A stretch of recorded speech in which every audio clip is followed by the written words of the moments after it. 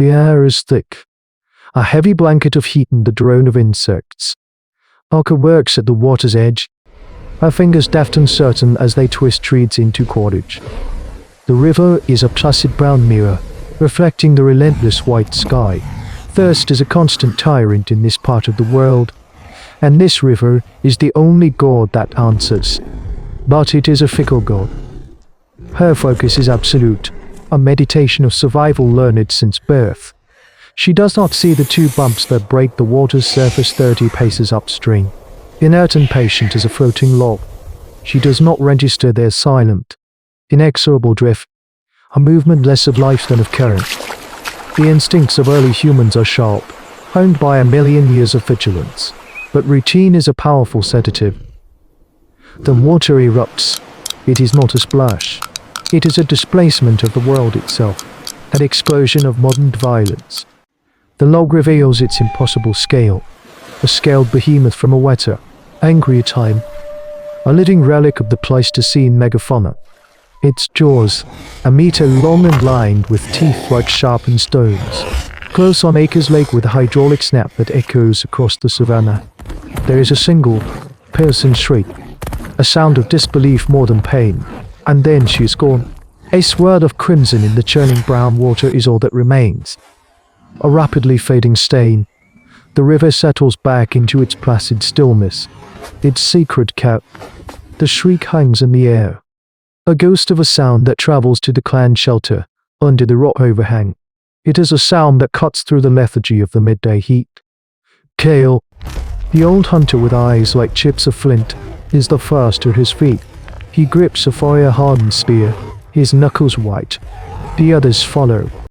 A silent, grim-faced wave of motion. Mothers pull their young close, their faces masks of animal terror. They move not toward the river, but to a vantage point on the ridge above it. They have been taught by a long and brutal hominid history that rushing toward a predator's kill is an invitation to join it. From the ridge, they see nothing but the placid water and the abandoned, half-finished cordage. The silence is now worse than the scream. Later, when the sun begins to bleed into the horizon, Kale and two others descend. The evidence is sparse but absolute. The drag mark in the mud is wide as a man's torso, a deep gouge leading into the water, a few shattered pieces of a gathering basket, and a single, perfect handprint pressed into the drying earth where Alka had tried to claw for purchase. It is the only part of her they have left. The sheer power required to pull a struggling human into the water without a fight speaks of a creature beyond their experience. This is not a hunt. It is a haunting. At night, no one sweeps near the edge of the shelter. Every rustle of leaves, every splash in the distant dark, is the monster. The river, their source of life, has become a boundary of death, a primal fear made manifest. Their world has shrunk to this dry, dusty rock. The water skins are already low, a cruel countdown to a choice that has no right answer. The Khan is under siege, not by another tribe, but by a force of nature that does not reason, does not tire, and owns the one thing they cannot live without. 3 days pass. The tyranny of thirst is absolute. The children are listless. Their whimpers are constant, dry friction against the clan's frayed nerves. The last drops of water from the ostrich eggshells are shared, a ritual that feels more like a final rite. A young man, barely more than a boy, argues with his mate over a mouthful, a flash of desperate selfishness that is silenced by a single, cold look from Kale. The fear has curdled into something worse, a slow-acting poison that dissolves the bonds of the group. They are a community starving of water, and it is starving their humanity. This is the true face of prehistoric life, not the dramatic hunt, but the slow, grinding erosion of the self. The monster does not need to attack again. It can simply wait. It owns the wellspring. On the fourth morning, Kale does not watch the clan. He watches the river. He has been watching it since the first light. His body is still as the granite he sits upon. He observes the way the current eddies around a submerged log, the patrol patterns of the fish, the habits of the wading birds. He is not looking for the beast. He is mapping its kingdom.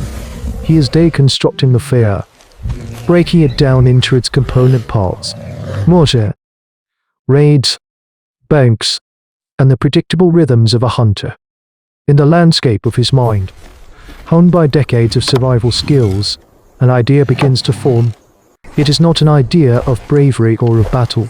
It is an idea of engineering, an idea of a different kind of hunt, an anatomy of a thought, born of desperation and intellect. He gathers the others not with a speech, but with a stick. In the dust, he draws a long line for the riverbed, a circle for a young tree they can bend to the ground, a store of immense tension. He draws thick ropes of braided liana, a trigger mechanism, on a cage woven from saplings, not to hold the beast, but to hold the bait. The plan is audacious, a complex sequence of actions that must be executed with perfect timing. It is an act of pure foresight, a wager that their collective intelligence can outmaneuver millions of years of predatory perfection. This is the essence of human evolution, the ability to project a thought into the future and build a reality from it. They will use the monster's own relentless hunger against it. They will not fight the river. They will weaponize the riverbank. The silent ascent is palpable. The clown, adrift in a sea of fear, has been given a map. Work begins. It is a slow, punishing ballet of communal effort. The sound of stone axes, a technology perfected over 100 generations, bites into the wood of young acacia trees. The men grunt and sweat, their muscles straining to fell the chosen saplings. The women and older children move through the brush, gathering every vine, every reed. Their hands round bleeding as they twist and braid them into thick, powerful roots. The toolmakers sit apart, their focused percussion the heartbeat of the operation as they knap new flint blades for the fine work. It is an assembly line of primitive technology, a factory floor of bone and sinew. A new predator is being born on this riverbank, one made not of tooth and claw, but of leverage, tension, and the coordinated will of a dozen minds. The fear is not gone, but it has been given a shape and a purpose. It is fuel now, burning in the furnace of their desperate, brilliant creation. The trap is a knot of tension and hope woven into the riverbank. The great sapling is bent to the earth, a bough of monstrous proportions, its stored energy humming in the still air. The trigger, a lattice of sticks and vine, is baited with the haunch of a gazelle, its scent a greasy promise on the wind. The clan waits, hidden in the scrub, their forms melting into the heat shimmer. They are a single, silent organism, holding its breath. This is the final act of a long and bloody play, a testament to the complex problem-solving that defines these ancient humans. Kale, his skin the color of dried earth. He's the one who places the final stone, the one who makes the final prayer to the silent spirits of the savannah. He backs away slowly, his every sense screaming, his feet making no sound on the parched ground. For hours, nothing. The sun is a hammer. Then, the water shifts.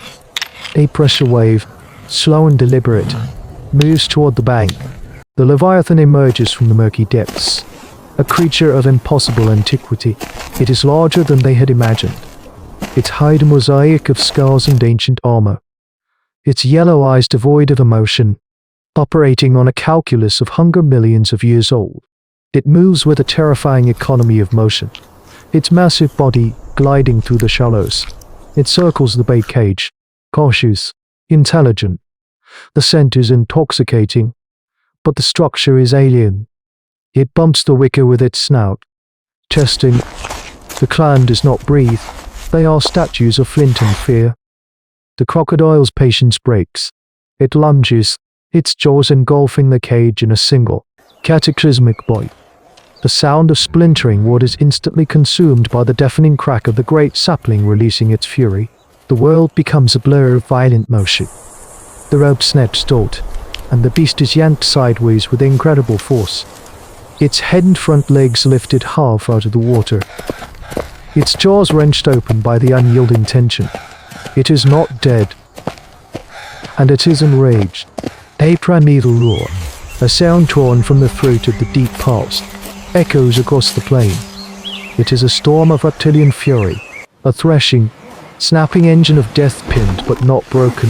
This is the moment. The signal is a sharp cry from Kale, and the clan pours from the scrub. It is a chaotic, desperate assault. They swarm the thrashing beast, jabbing with fire-hardened spears. A spear splinters against its hide. The tail, a muscular whip, shatters a man's leg with a sickening crump. He is dragged back by his mate, an act of pure altruistic instinct in the heart of the chaos. They jab at the softer flesh of its neck, its eyes, the vulnerable joints at its legs. It is a butchery born of necessity. Kale, with a final, desperate heave, drives his spear deep behind the creature's eye. The thrashing slows. They final, shuddering hiss escapes its jaws. And then the great beast is still. The silence that falls is heavier than the heat, broken only by the whimpers of the injured man and the ragged gasps of the survivors. They stand, spattered in mud and blood, not in triumph, but in stunned, exhausted awe. They have killed a god.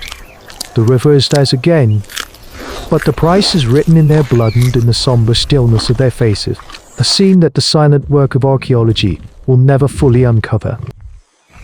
The future will unearth its bones, titanic vertebrae that will fuel the myths of a people yet to be born. Scholars of paleontology will classify it, measure it, and marvel at its size, but they will not see this moment. A small band of Homo sapiens standing over their slain tormentor, their bodies trembling with adrenaline and grief. The victory is not the spear in the monster's brain. The victory was the drawing in the dust. It was the communal act of braiding the rope, the shared logic of the trigger, the faith in a plan projected into a future they could not see. These human ancestors did not conquer the beast with strength, but with a complex web of cooperation and foresight. The wicker cage of the trap was a physical manifestation of the cage of thought itself. The ability to contain a problem, study it, and dismantle it with intellect. This brutal encounter on a forgotten riverbank is a microcosm of the great turning point in the epic of human evolution. It is the moment our lineage began to rewrite the rules of the natural world, shifting from being mere actors in the prehistoric drama to its authors. They proved that a network of fragile, intelligent minds could be more lethal and more resilient than any armor, claw, or tooth. Their success is the bedrock of our own. The instincts that drove them to protect the weak, to share a vision, to face down the monstrous with a plan, are not artifacts of ancient history. They are the echoes that still resonate in our deepest social marrow. When we build, when we collaborate, when we look to the horizon and plan for the storms to come, we are simply finishing a story that began in the blood and mud of a river just like this one. The river flows on, indifferent, but for those who drink from it now, the water will forever taste of memory and bone. This is the chronicle of our long shadow. And what happens when the monster is not in the river, but in the ice?